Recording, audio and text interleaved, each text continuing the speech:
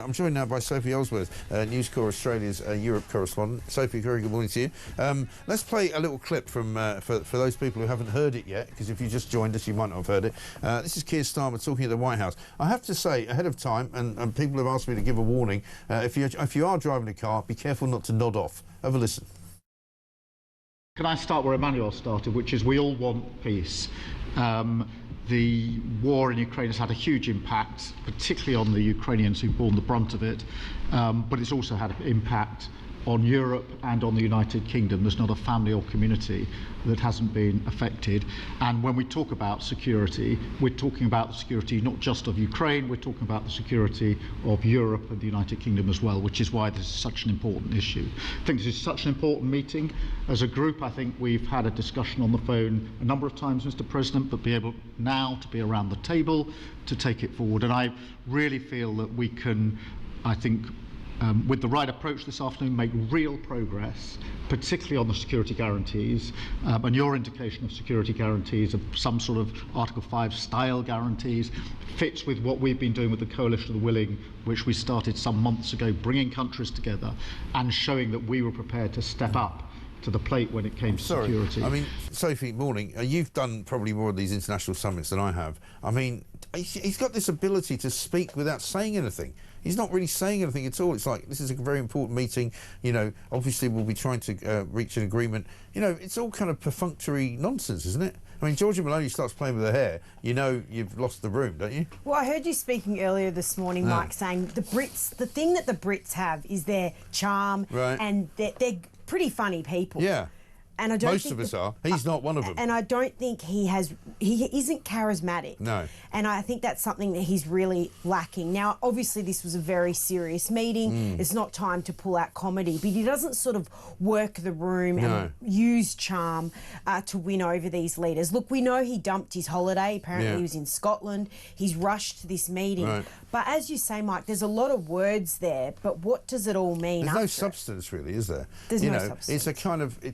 I said this, and you know, I wasn't trying to be facetious. It sounded to me like the kind of conversations I had when I was in the student union, where you'd have some guy sitting down making a really big deal about nothing, you know, and saying, well, we've got to go forward, we've got to get standing order, we've got to vote at a conference, we've got... You know what I mean? It's that kind of, you know, almost union kind of speak, the way that they talk about things, which is not the way that normal people converse, really. Well, there's a lot of words coming out, but what does it all mean? I did find it really interesting, Mike, in the meeting yesterday when each of the leaders was given their 60 seconds, 2 minutes to speak, and the US president forgot to mention the leader of Finland. He just left him there. And then he's like, oh, by the way, you've got 60 seconds. What do you have to say? He's probably forgotten his name, I thought it was a bit weird that they kind of all went around the room and had their tiny little speeches with not a lot to say. Because in the end, there's nothing really that any of them can offer. At the end of the day, this is a deal that's going to be made between Zelensky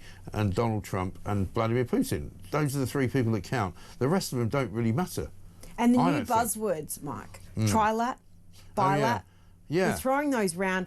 I mean, I've never heard trilat, bilat bandied around so much. Exactly. So it's all about, we're going to have a trilat, we're going to have a bilat, we're going to discuss, it's a lot of talk. Look, points to Donald Trump, whether you like him or not, he is trying to end this war, and he is doing what he can to do that. He's making those stepping stones to get to that point, but there was one man in that room that wasn't there, and that was Putin, and everything stops with him. Yeah, of course. And if he doesn't agree to whatever it is that they agree in Washington, then all bets are off and it doesn't matter anyway.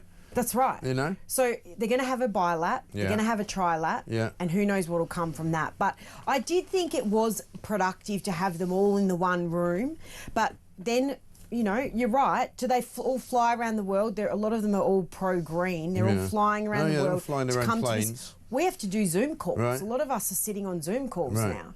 But, you know, they're flying all around to have these moments there. I did think that Zelensky improved himself dramatically from that February meeting. He rocked up, he dressed well, he used charm, he even cracked a few jokes, and I thought he performed very well, and I thought Donald Trump was very respectful to him. I thought they were both Trump, on their again, best behaviour. You know, having been slagged off at the beginning of the week by, you know, the usual suspects who don't like anything that he does, he's blown it, he's given it all away to Putin, you know, they've all gone very quiet because, you know, something's actually going on. There is a conversation, there is a deal, possibly on the table.